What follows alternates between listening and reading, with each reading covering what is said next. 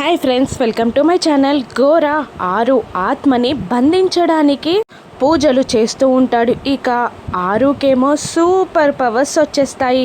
తనకొచ్చిన పవర్స్తో అక్కడున్న గాజు గ్లాసులని ఇంట్లోకి వెళ్ళి డైనింగ్ టేబుల్ చైర్స్ని తాకడానికి ట్రై చేసి తను వాటిని తాకగలదు, ముట్టుకోగలదు అని తెలుసుకొని చాలా సంతోషపడుతూ ఉంటుంది ఆరు. ఇక ఎలాగైనా ఆరు ఆత్మని బంధించాలని గోరా అమర్ వాళ్ళ ఇంటికి వచ్చేస్తాడు. గోడ దూకడానికి ట్రై చేస్తూ ఉంటాడు. ఇంతలో అమ్ము అంజు ఇద్దరూ కలిసి మెట్ల మీద నుండి కిందికి దిగొస్తూ ఉంటారు.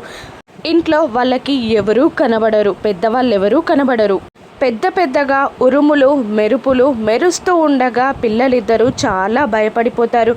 అమ్ము, ఇదేంటి, ఇంట్లో ఎవరూ లేరు, నాకు చాలా భయంగా ఉందమ్ము అని అంజు అంటుండగా, ఏం కాదు, నేను ఉన్నాను కదా అని అమ్ము అంజుని ఓదారుస్తూనే అటు ఇటు అందరినీ పిలుస్తూ ఉంటుంది. కానీ ఎవరు రారు.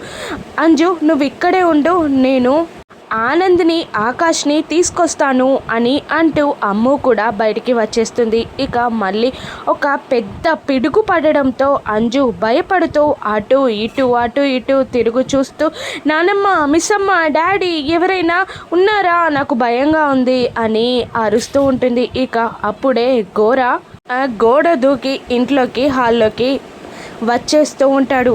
ఇంతలో పెద్ద మెరుపు మెరుస్తుంది. దాంతో భయపడి అంజు డైనింగ్ టేబుల్ కింద దాక్కుంటుంది.